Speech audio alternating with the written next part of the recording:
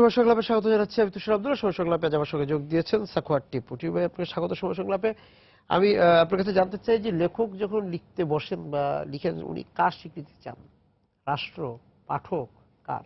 আসলে লেখক যখন লেখে সে একাই লেখে না। হ্যাঁ, লেখানো হচ্ছে তার মধ্যে সাবজেক্ট থাকে, অবজেক্ট থাকে, তার চিন্তা থাকে, তার নেচারটা থাকে, তার পারিপার্শ্বিক অবস্থা থাকে, এই অবস্থার মধ্যে লেখে। লেখক যখন এটা প্রকাশ করে তখন সে হচ্ছে বিচ্ছিন্ন হয়ে যায় লেখা থেকে। এই বিচ্ছিন্নতা কেউ যদি সমালোচনা করে, একটা মূল্যায়ন করে, তখন দেখা যায় লেখকের আলাদা একটা পারসেপশন তৈরি হয় তার লেখার প্রতি। সে যখন লেখে যা ভেবে লিখেছিল, পরে যে ইন্টারপ্রিটেশনটা করে, যে ব্যাখ্যাটা দেয়, ওই ব্যাখ্যাটা আগের মতো থাকে না। ফলে লেখকের লেখার সময় লেখক একাই লেখে। এই একা লেখাটা হচ্ছে অন্যকে নিয়ে সে লেখে, কিন্তু সে যখন পাঠক আকারে হাজির হয় তার লেখক সত্তাটা তখন আলাদা হয়ে যায়। এই অর্থে লেখক যখন লেখে সে শুধু রাষ্ট্রকে দেখাতে চায় না বা সমাজকে দেখাতে চায় না, তার নিজেরও একটা পাঠককে দেখাতে চায় না, হ্যাঁ, নিজেকেও। নিজেকেও দেখাতে চায় যে আমার এই চিন্তা, এই সময় এই চিন্তা করেছিলাম এবং এটাই হচ্ছে আমার এই চিন্তার ফসল। একজন লেখক যখন লেখে, দেখা গেল যে অনেক লেখা কাটাকুটি করে। আমরা যেমন রবীন্দ্রনাথের যদি কিছু খাতা দেখি, দেখা গেল যে ওই লেখা কাটতে কাটতে এগুলো শিল্প হয়ে গেছে এক পর্যায়ে। জীবন দাসের খাতার মধ্যে এই ধরনের কাটাকুটি আমরা যদি দেখেছি লেখক হিসেবে। প্রশ্ন হচ্ছে যে কোন কোন লেখক আছে যেমন একবার লেখার পর সে আর দ্বিতীয়বার দেখতে পারে না, কারণ তার মধ্যে একটা শঙ্কা কাজ করে। আমি যা লিখলাম, এখন যে সময় আমি লিখেছিলাম, আমার সময়ের যে পরিবর্তন হলো, এই সময়টা থাকলে আমি কি এটা লিখতাম কিনা। ফলে এই দূরত্বটা লেখকের দিক থেকে তৈরি হয় আর কি। আমি বলছি লেখক যখন লেখে সে স্বাধীনভাবে লেখে। এটা হচ্ছে যেমন মানুষ যখন জন্মগ্রহণ করে, সে রুশুর কথা আর কি, জন্মগতভাবে সে স্বাধীন, কিন্তু জন্মের পরে প্রতিটা মুহূর্তে সে হচ্ছে একটা চেইনের মধ্যে থাকে। লিখতে বসে কি সত্যি লেখক স্বাধীন থাকেন? না, স্বাধীন থাকে না। সে হচ্ছে তার অবজেক্টের কাছে সে অধীন থাকে, তার সাবজেক্টের কাছে অধীন থাকে, তার চিন্তার কাছে অধীন থাকে, তার কর্মের কাছে অধীন থাকে। ফলে লেখক ওই অর্থে স্বাধীন না আর কি। আসলে স্বাধীন থাকতে পারে না, স্বাধীন থাকতে পারে না। এখন স্বাধীনতা আপনি কিভাবে দেখবেন? স্বাধীনতা যেমন ফরাসি বিপ্লবে এক ধরনের স্বাধীনতা ছিল, ওইখানে স্বাধীনতা ছিল হচ্ছে যে ভূমির উপর মানুষের যে কর্তৃত্ব করা, ওই কর্তৃত্বটা সে করা, ওই অর্থে মালিক হিসেবে সে স্বাধীনতা ভোগ করবে। আমি বলছি লেখক যদি সে কর্তৃত্বটা আরোপ করতে পারে তার লেখার উপর, ফলে তার লেখক হিসেবে তার যে সত্যের স্বাধীনতা, ওই অর্থে লেখকের স্বাধীনতা আছে। কিন্তু এটা যখন বিক্রি হয়ে যায়, একটা লেখা যখন পাঠকের কাছে যায় বা অন্যের কাছে যায়, তখন লেখকের আর স্বাধীনতা থাকে না। তখন হচ্ছে লেখক লেখার সময় যেমন তার সত্তার অধীন থাকে, লেখক লেখার সময় যেমন তার চিন্তার অধীন থাকে, লেখক লেখার সময় তার প্রকৃতির অধীন থাকে, তার নেচারের অধীন থাকে, তার আচরণের অধীন থাকে, তেমনি সে যখন পাঠকের কাছে দেয় তখন পাঠকের সঙ্গে তার এক ধরনের মিথস্ক্রিয়া হয়। ফলে আমি বলছি যে ওই যে জমিনটা তৈরি করা লেখক হিসেবে, সে জমিনের এক ধরনের স্বাধীনতা আছে, কিন্তু একজন পাঠক বা সমালোচক বা অন্য কেউ যখন ওই লেখাটার একটা ব্যাখ্যা দেন, লেখক ওই ব্যাখ্যার সঙ্গে একমত নাও হতে পারে। ফলে দেখা যায় যে পাঠকের সঙ্গে লেখকের একটা দূরত্ব আছে, ত্রিমুখী একটা সম্পর্ক তৈরি হয় আর কি। বইটা কেন্দ্রে থাকে, আমরা সে একটা সম্পর্কের অধীনেই লিখেন। সম্পর্কের অধীনে তো অবশ্যই, নিশ্চয়ই। মানে এই সম্পর্কটা কেমন, ধরুন মানুষ যখন কোনো কিছু উৎপাদন করে, উৎপাদনের সঙ্গে তো এক ধরনের সম্পর্ক থাকে। এই সম্পর্কটাই হচ্ছে তার স্বাধীনতা। স্বাধীনতা মানে একদম পুরা সবকিছু অন্যের অধীনে বাইরের জিনিস না। মানে এই সক্রেটিস বারবারই বলছিল যে একটা আইন যখন থাকে, এই আইনের অধীনের মধ্যে থেকে মানুষ যে স্বাধীনতা ভোগ করে, ওইটাই হচ্ছে মানুষের স্বাধীনতা। এর বাইরে মানুষের কোনো স্বাধীনতা নাই। তাকে আইনের অধীনে থাকতেই হবে। আমি বলছি যে শুধু আইন না, আইনের সঙ্গে তো অন্যান্য কাঠামোগত রূপও আছে, একটা সমাজের কিছু বৈশিষ্ট্য আছে। আমরা ধরুন পরিবার, সমাজ, রাষ্ট্র, নানা নানা কিছুর যে সম্পর্ক আছে, ওই সম্পর্কের মধ্যে দিয়ে লেখককে থাকতে হয়। সম্পর্ক ছেদ করে তো তার পক্ষে লেখা সম্ভব না। সম্পর্ক ছেদ ঘটে, সে যখন একটা প্রচলিত প্রথাকে সে যখন প্রশ্নবিদ্ধ করে বা সে যখন নতুন চিন্তার জন্ম দেয়, তখন হচ্ছে পুরানো সম্পর্কের সঙ্গে তার ছেদটা ঘটে, বিচ্ছেদটা ঘটে। আমি বলতেছি এই বিচ্ছেদ ঘটানোটাই হচ্ছে নতুন চিন্তার জন্ম দেবে লেখককে।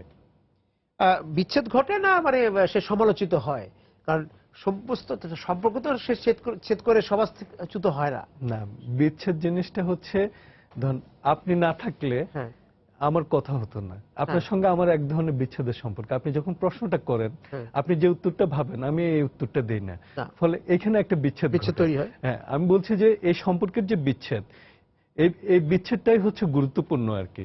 মানে সম্পর্কের সঙ্গে যে এই বিচ্ছেদের যে সম্পর্ক, এই বিচ্ছেদও তো মিলনটা ঘটায়।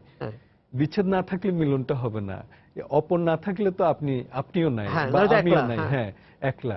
ফলে এই সম্পর্কটা হচ্ছে গুরুত্বপূর্ণ। আমি বলতেছি চিন্তার মৃত্যুটা ঘটে না, কিন্তু লেখকের যে বস্তুগত অবস্থান, তার অবস্থানটার পরিবর্তন ঘটে, মুহূর্তের, হ্যাঁ তার রূপান্তরটা ঘটছে। তার রূপান্তরটা লেখা শেষ করার পরই হয়তো সে ভাবে যে এটা তো আমি না লিখলেও পারতাম, এবং ওই লেখার পর তো আমার চিন্তাটা আবার নতুন একটা চিন্তা তৈরি হতে পারে তার ওই বিষয়ের উপর, হ্যাঁ তার পরিবর্তন ঘটতে পারে ওই বিষয়ের উপর। যেমন ধরেন আরেকটা উদাহরণ দিই, এই যে সফোক্লিসের অ্যান্টিগনি ওইখানে একটা চয়েস দেয়, বলে যে তুমি তোমার ভাইয়ের কবর দিবা না তুমি নিজে খুন হবে, তুমি যদি ভাইয়ের কবরটা দাও তাহলে তুমি খুন হবে। তখন সে চিন্তা করলো দুইটা জিনিস, একটা হচ্ছে যে ভাইয়ের সঙ্গে আমার যে সম্পর্ক এটা হচ্ছে লয়াল, এটা হচ্ছে আমার দায়, কিন্তু যে প্রভু তাকে নির্দেশ দিচ্ছে, কিন্তু তার নির্দেশ অমান্য করলে তো তার প্রাণ যাবে। তো সে তখন তার বয়স 21 বছর, সে যখন মারা যাবে সে হয়তো ভাবলো যে আমি যে অবস্থায় বেঁচে থাকবো, আমি হয়তো 75 বছর পর্যন্ত বেঁচে থাকবো বা তারও অধিক বেঁচে থাকবো, কিন্তু আমাকে একদিন না একদিন মরতে হবে। ফলে আমি বেঁচে থাকার চাইতে আমার যে চয়েস, আমার ভাইয়ের স্বাধীনতাটাকে আমার পূর্ণ করতে হবে। আমি বলছি যে লেখকের যে চিন্তা স্বাধীনতা, ওই ভাইয়ের স্বাধীনতার মতো, ভাইকে কবর দেওয়ার জন্য নিজেকে শেষ করে ফেলা। লেখক যখন লেখে সে আসলে নিজেকে উজাড় করে দিয়ে, আমরা নিঃশেষ বলবো না, আমি বলবো যে উজাড় করে দিয়ে যে লেখার যে ব্যাপারটা, লেখকের এই জিনিসটা হচ্ছে গুরুত্বপূর্ণ। এবং এই যে লেখক যে নিজেকে উজাড় করে দিল, সেইটা পাঠকের কাছে কিভাবে, পাঠক কতটা গ্রহণ করতে পারে? উজাড় করে দেওয়ার মধ্যে ধরুন পাঠক মিথ্যা অবস্থার মধ্যেও তার কাহিনীটা লিখতে পারে, সত্য অবস্থার মধ্যে, হ্যাঁ একজন লেখক মানে তার উপজীব্য সে যখন করে, সে যখন একটা মিথ্যা ফলস গল্পকেও গল্প আকারে হাজির করে সমাজে, তখন দেখা যায় যে ওইটা সত্যের মাপকাঠি আকারে হাজির হয়। আমি বলছি যে আপনি সত্যটাকে গ্রহণ করবেন না মিথ্যাটাকে গ্রহণ করবেন, এটা বিচারটা হচ্ছে পাঠকের উপর। আর লেখক যখন লেখে সে সমাজে এক ধরনের মানে সূক্ষ্ম যে অনুভূতির সৃষ্টি করা, সূক্ষ্ম যে অবস্থানের সৃষ্টি করা, এটা নিছক যে সত্য মিথ্যা তাও না। আপনি দেখবেন যে তার একটা শ্রেণীর প্রতি তার যে কনফেশন, সে যে রাষ্ট্রের মধ্যে থাকে ওই রাষ্ট্রের সঙ্গে তার যে সম্পর্ক, তার যে দূরত্ব, রাষ্ট্রের সঙ্গে রাষ্ট্রকে সে যেভাবে দেখতে চায়, যে পরিবর্তনটা করতে চায়, যে বদলটা করতে চায়, বা রাষ্ট্র না হলো যে প্রকৃতির মধ্যে তার যে সম্পর্ক, প্রকৃতির সঙ্গে তার যে বিচ্ছেদ, এই যে দুটো জিনিসই এখানে গুরুত্বপূর্ণ। ফলে এখানে আপনি সত্যটি কিভাবে ধরবেন, বা তার শ্রেণীগত অবস্থান দিয়েই তো সে সত্যটাকে ধরতে চায়। অর্থাৎ সে এমন এক জিনিসের মুক্তি দিতে চায় বা এমন এক জিনিসকে অধীনস্থ করতে চায় যে স্বাধীনভাবে দেখলে ওইটা আসলে উজাড় করে দেওয়া, মানে তার প্রকাশের ক্ষেত্রে সে হচ্ছে সর্বোচ্চ স্বাধীনতাকে সে ব্যবহার করে। কিন্তু পাঠক ওই স্বাধীনতাকে কিভাবে দেখে এটা পাঠকের বিচার্য বিষয়। পাঠক অনেক ক্ষেত্রে একমত হয়, অনেক ক্ষেত্রে বললেন না ওনার লেখাটা আমি নিতে পারলাম না, হ্যাঁ তারও হয়তো একটা আলাদা পারসেপশন আছে, থাকতে পারে। ঠিক সীমাবদ্ধতা না, আমি চিন্তার সীমাবদ্ধতা বলা যাবে না, আমি বলতেছি প্রত্যেক মানুষ স্বাধীনভাবে চিন্তা করার ক্ষমতা আছে, কিন্তু তার যে বস্তুগত সম্পর্ক, তার যে ক্ষমতাগত সম্পর্ক, তার যে শ্রেণীগত সম্পর্ক, এই সম্পর্কগুলো হচ্ছে গুরুত্বপূর্ণ। ফলে সে যখন উজাড় করে দিতে চায় তার টোটাল সমাজটা, তার শ্রেণীটার মুক্তি চায়। একজন লেখক যখন লেখকের কাছে একটু পাঠকের কাছে আসতে চাই যে পাঠকের পরিপক্কতা কিভাবে তৈরি হয়। পাঠক তো অনেক রকম আছে, যে পাঠক মূলত হচ্ছে অভিজ্ঞতার শ্রেণী। পাঠককে আপনি শিক্ষিত পাঠক কিভাবে বলবেন? না শিক্ষিত হতে পারে, অশিক্ষিত হতে পারে, না এই যে জ্ঞানের দিক থেকে যে একজন জ্ঞানী পাঠক, শিক্ষিত পাঠক, আবার আর্ন করা পাঠক, এভাবে কি আমরা ভাগ করতে চান? ভাগ করতে পারবেন না, পাঠককে ওইভাবে ভাগ করা যাবে না। প্রত্যেক মানুষের তার যে বেড়ে ওঠার মধ্যে দিয়ে এক ধরনের অভিজ্ঞতাকে আমরা যদি ধরেন একদম সাধারণ জ্ঞানও বলি, যে অভিজ্ঞতাটা এমন এক সাধারণ জ্ঞান যেটা হচ্ছে প্রত্যেক মানুষের মধ্যে থাকে হবে, এবং সে যত বেশি অভিজ্ঞতার ভিতর দিয়ে যাবে সে তত দেখা যাবে সে নানা কিছু সম্পর্কে তার একটা বিচারবোধ জন্ম হয়। আমি বলতেছি পাঠককে ওই হিসেবে দেখলেই ভালো। ধরুন আজকে যে পাঠক আমরা হয়তো দেখি না, যে গোপনে আমাদের বই পড়ে বা আপনার বই পড়ে বা অপর লেখকের বই পড়ে, তখন সে হয়তো দেখা গেল যে এর চাইতে ভালো বইটা সে খুঁজে নেবে, অথবা এই চিন্তার মধ্যে দিয়ে সে নিজের প্রশ্নের উত্তরটা হয়তো সমাধান করে নেবে, বা হয়তো নতুন প্রশ্ন তার কাছে জন্ম নেবে, সে হয়তো নতুন কিছু ভাবতে পারে আর কি। আমি বলতেছি পাঠকের সঙ্গে বইয়ের সম্পর্ক শুধু বস্তুগত সম্পর্ক না, এটা জ্ঞানগত সম্পর্ক এবং ভাবগত সম্পর্ক বা চিন্তাগত সম্পর্ক। পৃথিবীতে কোনো বস্তুই ধ্বংস হয় না, কিন্তু রূপান্তর হয়। এই রূপান্তরটা যখন একজন লেখক দেখতে পাবে, একজন পাঠক দেখতে পাবে, তখন হচ্ছে যে সে সৃষ্টিশীলতার সঙ্গে সে তার মিলনটা দেখতে পাবে। আমি বলতেছি যে এটা যতক্ষণ পর্যন্ত দেখতে না পাবে সে বিচ্ছেদের অংশ হিসেবে থাকবে, পাঠক হিসেবে। লেখকের চিন্তা রূপান্তর, সেই জায়গায় যদি আমরা যাই, যে লেখক শুরু করেছিলেন যেভাবে তার লেখাটি, তার মধ্য বয়সে এসে বা শেষ বয়সে তত চিন্তা রূপান্তর আমরা ঘটতে দেখেছি। না, রবীন্দ্রনাথ ভানু সিংহের পদাবলী দিয়ে শুরু করেছিলেন, শেষ জীবনে লিখেছে হচ্ছে সভ্যতা সংকট। সে বলল যে ইংরেজদের প্রতি আমার যে মোহ ছিল, 80 বছরের যে অভিবাসন, ইংরেজদের প্রতি আমার যে অভিবাসন, এই ভুল এখন মানে আমার কেটে গেছে।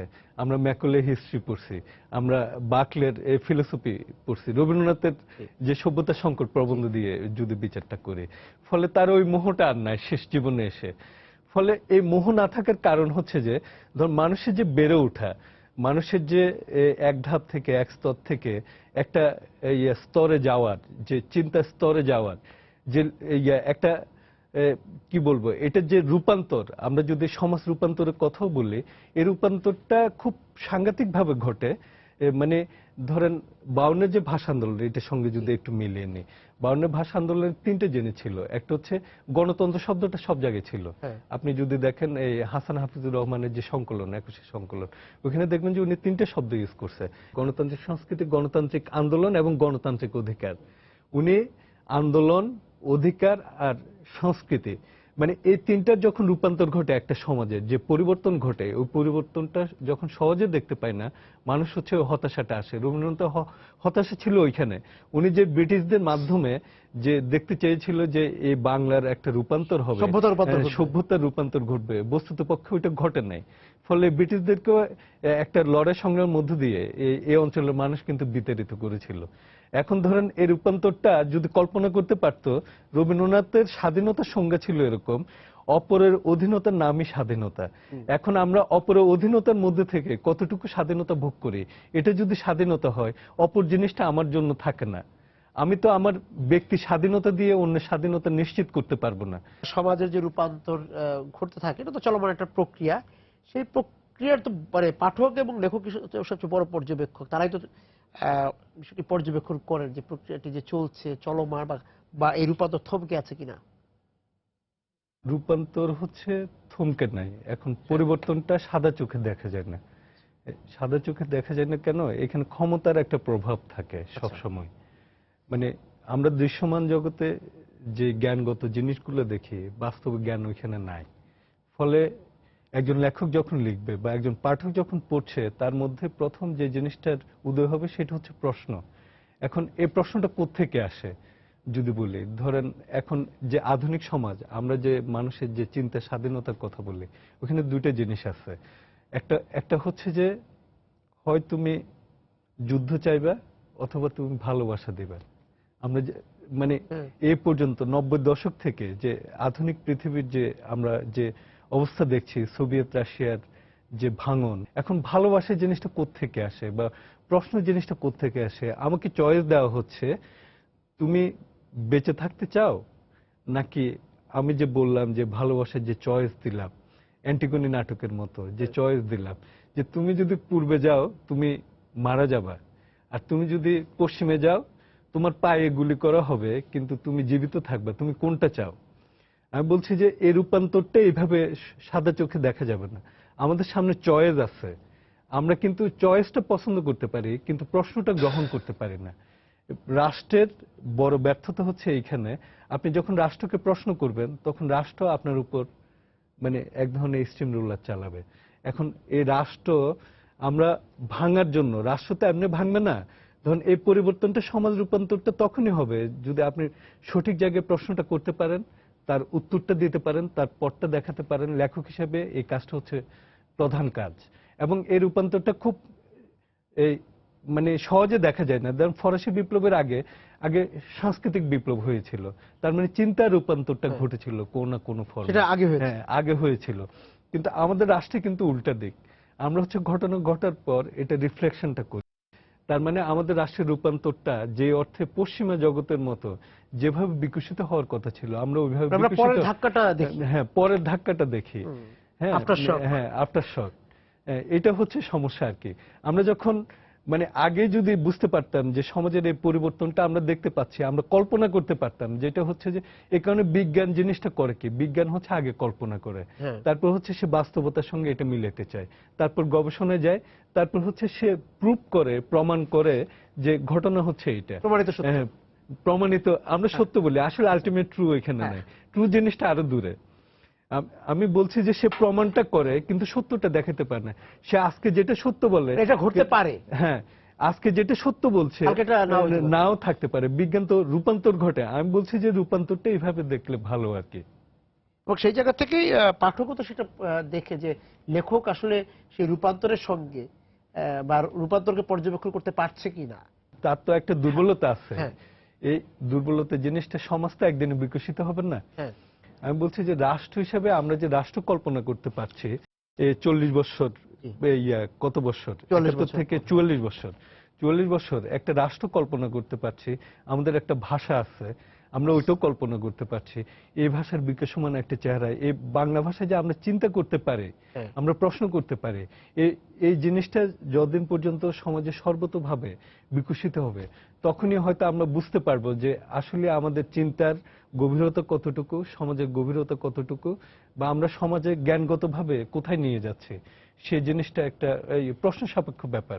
এখন রাজনৈতিক আন্দোলনও থাকতে হবে। আপনি শুধু জ্ঞান দিয়ে তো সমাজটা পরিবর্তন করা যাবে না। দরকার আছে। হ্যাঁ, এখন জ্ঞানের সঙ্গে সমাজে যে সম্পর্ক করা, একটা সমাজকে আন্দোলনমুখী করে তোলা, এই আন্দোলনটা হচ্ছে মানুষের মুক্তির প্রশ্নে যদি নেওয়া যায় তাহলে হয়তো আমরা জ্ঞানের একটা চেহারা দেখতে পাবো যে আমাদের সমাজের জ্ঞানগত রূপটা এমন ছিল। আমাদের ওই রূপটা দেখার সামনে হয়তো ভবিষ্যতে আমরা কল্পনা করতে পারি যে আমাদের সমাজটা এইভাবে আমরা দেখতে চাই, এইভাবে বিকশিত হবে, হয়তো মুক্তি ওইখানে নিহিত। এবং সেই জায়গাতে যে জ্ঞানের গভীরতার জায়গা, সেখানে আপনি কি মনে করছেন যে খননটা ঠিক মতো হয়নি, হচ্ছে না, মানে পলি জমে গিয়েছে? পলি জমলে তো উর্বর হবে। আমি বলছি যে পলির এক ধরনের ইফেক্ট আছে, কজ এন্ড ইফেক্ট। আপনি ধরুন একটা গভীরতা কমে গিয়েছে। গভীরতা ওই অর্থে তো লেখার গভীরতা বোঝা যাবে না। এটার প্রভাবটা দুই ধরনের প্রভাব হয়। একটা পলি পড়ে থাকে এক জিনিস, আর মানে পলিকে আবার ব্যবহার করা এক বিষয়। তাৎক্ষণিক প্রভাবটা এটা পলির মতো। যখন একটা জোয়ার আসে, জোয়ারের সঙ্গে পলি আসে, হ্যাঁ ধরেন যেখানে ভরাট করে দিচ্ছে, ধান ক্ষেত আছে, সে যে পলি পাচ্ছে তার সঙ্গে সে খাদ্য রসও পাচ্ছে। আমি বলছি যে এটা প্রভাবটা তাৎক্ষণিক প্রভাব এক ধরনের। আরেকটা হচ্ছে যেটা হচ্ছে দীর্ঘমেয়াদী প্রভাব। জ্ঞানের প্রভাবটা হচ্ছে অনেক বেশি দীর্ঘমেয়াদী। এটা সাদা চোখে দেখা যাবে না, তাৎক্ষণিকতা দেখা যায় না। আবার কিছু তাৎক্ষণিকতা ওগুলি দেখা যায় যেগুলো হচ্ছে যে ঘটনা ঘটার সঙ্গে আপনার প্রতিক্রিয়া স্বরূপ যেসব লেখা হয়, আসলে এগুলো উদ্দেশ্য প্রণোদিত না। এটাকে উদ্দেশ্য প্রণোদিত লেখা বলা ভালো। আমি বলতেছি উদ্দেশ্য প্রণোদিত জিনিসটা খুব ভালো জিনিস। এটা হচ্ছে রাষ্ট্রীয় সময়ের প্রতিক্রিয়া, সময়ের প্রতিক্রিয়া, ওই সময়টার একটা প্রতিক্রিয়া না। আমরা বলি না, যেমন রাজনৈতিক নেতারা বলে উনি আমার বিরুদ্ধে উদ্দেশ্য প্রণোদিত ভাবে বক্তব্য বলেছে। আসলে এটা তো ভালো, একজনের অবজেক্টও আছে আবার প্রণোদনও আছে। আমি বলছি যে সে যখন এই প্রতিক্রিয়াটা দেয়, তার প্রতিক্রিয়াটা ওই অর্থে সমাজের এক ধরনের রূপান্তর ঘটানোর প্রতিক্রিয়া হিসেবে এটা আসে। লেখকের দিক থেকে যেমন রূপান্তরটা ঘটে, আবার সমাজের অন্যান্য ক্ষেত্রে ওই রূপান্তরটা ঘটে। যে লেখক এবং পাঠকের যে মানে পর্যবেক্ষণ, এবং সে এই জায়গাটা নিয়ন্ত্রণ করে কিনা একে অপরকে, এই যে নিয়ন্ত্রণ করা, সমাজ এবং রাষ্ট্রকে নিয়ন্ত্রণ করা, তাদের এই পর্যবেক্ষণকে সমাজ এবং রাষ্ট্র কতটা স্বীকৃতি দেওয়ার চেয়ে মূল্যায়ন করে কতটা, বা আমলে নেয় কতটা। আচ্ছা, রাষ্ট্র তো নেবে না লেখকের চিন্তা, প্রথমে এটা ধরে নিতে হবে। হ্যাঁ, এখন হচ্ছে লেখক যখন লেখে সে একাই লেখে, এখানে পাঠকের কথা ভেবে সে লেখে না। মানে সে যে সূক্ষ্ম জিনিস, যে সূক্ষ্ম চিন্তা করছে, সে রাষ্ট্র বেজার হলো নাকি পাঠক বেজার হলো নাকি অন্য কেউ, মানে এখানে হচ্ছে লেখকের স্বাধীনতা। কিন্তু লেখক যখন লেখে সময় চিন্তা করে না যে আসলে বেজার হলো কি হলো না, কিছু তো পরখ করে না লেখকরা, যে আমি লিখছি তাতে কেউ মনোকষ্ট পেলো কিনা, কাউকে আঘাত করলো কিনা, এটাকে কি সে সত্যি চিন্তা করে না? না, ওইটা আমার ধারণা করেন না। আচ্ছা, মানে যদি করতোই, ধরেন রফিক আজাদ ভাত দে হারামজাদা লিখতো না। রফিক আজাদ আমি ভাই আমি একটা উদাহরণ বা আকারে আবুল নেই। হাসান আলাদা বিষয়। হ্যাঁ হ্যাঁ, রফিক আজাদের কথা বলি, ভাত দে হারামজাদা যে কবিতাটা, উনি বলছে এটা লিখে আমি ভুল করছি। হ্যাঁ, এটা হচ্ছে ওনার যে লেখার যে পরবর্তী অবস্থার যে শিক্ষাটা উনি পেয়েছেন, এটা থেকে উনি বললেন। হ্যাঁ। আমি বলছি যে লেখক যখন লেখে সে ওইটা ভাবেননি।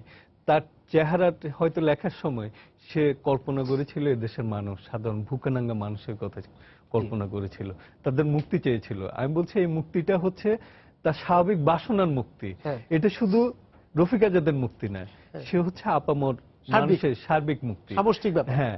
এখন পাঠক এটা দ্বারা মিথস্ক্রিয়া দ্বারা আক্রান্ত হতে পারে। হ্যাঁ। এখন সে যে ওইটা দ্বারা প্রভাবিত নেই, রফিক আজাদ যে ভুকানাঙ্গা মানুষ যার মুক্তি চাচ্ছে, সে ভাত খাওয়ার কথা বলতেছে, একটা মানচিত্রের মধ্যে সে ভুকানাঙ্গা মানুষের চেহারা দেখতে পাচ্ছে। আমি বলছি যে এটার মধ্য দিয়ে সে ওদের দ্বারাই তো প্রভাবিত হচ্ছে রফিক আজাদ। আমি বলছি এই চেহারাটা লেখক যখন লেখে, সে কে কি ভাবলো ওইটা ভেবেই লেখে নাই। আবার এই এই জিনিসটা দেখানোটাও এক ধরনের, হয়তো অনেকে ভাববে কেন আমি আমার দারিদ্রতাটাকে মহান করব, দেখাবো। হ্যাঁ, যেমন নজরুল বলেছিল ওই মহান কথা, দারিদ্র জিনিসটা আসলে ওর তো মহান না, হ্যাঁ। মহান করে না। মানে দারিদ্র থেকে মুক্তি পাওয়াটাই মহান কাজ, সৃষ্টি করা মানুষের যে মুক্তি। আমি বলছি লেখক যখন এই যে পাঠকের সঙ্গে তার যে সম্পর্ক, পাঠক দ্বারা প্রভাবিত হয় কম, সে প্রভাবিত হয় তখনই যখন পাঠক এটাতে এঙ্গেজ হয়। দেখো তো, এই যে রফিক আজাদ বা নজরুল, অনেক নাম আসলো, আবুল হাসানের নাম আমি নিজেই বললাম, তারা হয়তো পড়া করেন, কিন্তু এই যে সাম্প্রতিক সময়ে মানে ছাড়াও বিভিন্ন সময় কি লেখকরা কখনোই সমাজকে, রাষ্ট্রকে পড়া করেনি, করে সে চুপসে যে লিখেনি? হ্যাঁ, আপনি যেমন আবুল হাসানের একটা বই আছে, রাজা আসে রাজা যায়। রাজা রাজারা থাকে না, কিন্তু লেখকই থাকে। লেখকই থাকে, হ্যাঁ। হ্যাঁ, আমরা রাজারা কখন থাকে? লেখক যখন হিস্ট্রিটা লেখে তখন হচ্ছে রাজা থাকে, না হলে নাই। যে জাতির হিস্ট্রি লেখা হয় নাই সেই জাতে রাজা নেই। সে জাতি আসলে রাজাকে চেনা যায় না। হ্যাঁ। আমি বলছি যে আসলে লেখক যায়, লেখক আসে না, লেখক থাকে। হ্যাঁ, লেখক আসে, লেখক থাকে। এখন রাজা আসে, রাজা যায়, কিন্তু দুইটা আপনি অন্যভাবে দেখতে পারেন। আমি বলছি এই অর্থে লেখকের সঙ্গে যে এই যে আমরা এখন বলতেছি লেখক আসে, লেখক থাকে, হ্যাঁ। আবুল হাসান তো আমাদের কাছে আছে। আছে, হ্যাঁ, কিন্তু রাজা আসে, রাজা যায়। আমরা বলি যে না, রাজার ক্ষমতা ছিল এত এখন তার থেকে নাই। এত সাল পর্যন্ত, ওই রাজা সেই রাজা আর নাই। লেখকের তো হ্যাঁ, কোনো সময়কাল নেই। হ্যাঁ, ফলে এই যে টাইমলেস একটা অবস্থায় থাকে লেখকরা, হ্যাঁ। ফলে ওইটার একটা প্রতিক্রিয়া। এবং পাঠকও যখন পড়ে তখন দেখা গেল যে সে সমহীন অবস্থায় ওইটাকে গ্রহণ করে। আসলে সার্বিকভাবে হচ্ছে যে লেখক এবং পাঠক, তারা হচ্ছে মূল শক্তি। আর বাকি যে আমরা যে পারিপার্শ্বিক সামাজিক যে না, বিষয়গুলো, শক্তিটা হচ্ছে তার চিন্তায়। আচ্ছা। লেখক পাঠক শক্তি না, না, ওই যে নয়। তার মানে চিন্তার শক্তি, তার সেটাই বলছি। চিন্তাটা তো সে রাষ্ট্রকেও পাল্টে দিতে পারে। সেটাই। আমরা যদি বলি যে ধরেন একটা রাষ্ট্রপ্রধান যে রাষ্ট্র বা প্রধানমন্ত্রী প্রধান যে রাষ্ট্র, এগুলো কিন্তু লেখার মাধ্যমে আসছে, ল বা ফিলোসফিক্যাল দর্শনগত জায়গা থেকে আসছে বিভিন্ন রূপান্তর। আমরা অনেক রূপান্তর দেখি না, আমরা বলি যে না, প্রধানমন্ত্রী সর্বময় ক্ষমতা অধিকারী বা রাষ্ট্রপতি, হ্যাঁ, সংসদীয় পার্লামেন্টে দেখি, বা যেখানে রাষ্ট্রপতির একক ক্ষমতা থাকে, ওই ধরনের রাষ্ট্র আছে। আমি বলছি যে এই রূপান্তরটা কিন্তু একদিনে হয় নাই। এই রূপান্তরটা বিভিন্ন লড়াই সংগ্রামের মধ্য দিয়ে অনেক রক্তপাতের ভিতর দিয়ে আসছে। লেখকের রক্তপাতটা হচ্ছে এটা দেখা যায় না, তার হৃদয়গত রক্তপাত, কিন্তু রাষ্ট্রের পরিবর্তন হয়, পাঠকের তো রক্তপাত হয়। হ্যাঁ, পাঠকের রক্তপাত হবে। সে যখন পরিবর্তিত হচ্ছে, হ্যাঁ। তার অবস্থান থেকে সে যখন বিচ্যুত হচ্ছে একটা লেখা দ্বারা, তার চিন্তা থেকে, সে যে একজন পাঠক, তার নিজস্ব একটা চিন্তাকে যখন সে খুঁজে পায় না, তখনও তার রক্তপাত ঘটে। আমি বলতেছি এই রূপান্তরটা নানাভাবেই ঘটতে পারে। এখন একটা হচ্ছে ভাবগত রক্তপাত, আরেকটা হচ্ছে দৃশ্যমান রক্তপাত, যেটা আমরা ক্ষমতার পালা বদলে দেখেছি আমরা অতীত। এবং সেই রক্তপাত আসলে এই যে রক্তপাত হয়, সেটা চিন্তাকে সমৃদ্ধ করে। না, তা তো অবশ্যই। ধরেন জায়গাকে সমৃদ্ধ করে। মানে জিনিসটা হচ্ছে যে এই রক্তপাতটা নানাভাবে ঘটে। আমরা যখন এটা আরেকটু ডিপলি যখন দেখি, মানে শিশুর জন্মটাই তো এক ধরনের রক্তপাতের মধ্য দিয়ে ঘটে। আমরা যদি দেখি, আমরা যদি ওইটাকে উন্মেষ হিসেবে দেখি, আমরা এটা উন্মেষ সেক্ষেত্রে মানে পাঠক আর হ্যাঁ মানে একই লেখকের জিনিস যে আর কি, রক্তপাত সেটাকে একই। আমরা চিন্তার উন্মেষ বলতে পারি, চিন্তার উন্মেষ বলতে পারে, বা হ্যাঁ, সংস্কৃতির উন্মেষ বা সংস্কৃতির সভ্যতার উন্মেষ, যাই বলি না কেন। সভ্যতার উন্মেষ। আপনাকে অনেক ধন্যবাদ আজকে আমাদের সঙ্গে যোগ দেওয়ার জন্য। দর্শক যারা ছিলেন আজকে সময় সংগ্রামের সঙ্গে এই আলোচনা, আপনাদেরকে ধন্যবাদ জানিয়ে শেষ করছি আজকে সময় সংগ্রাম। দেখা হবে আগামী দিন। সবাই সুন্দর থাকুন।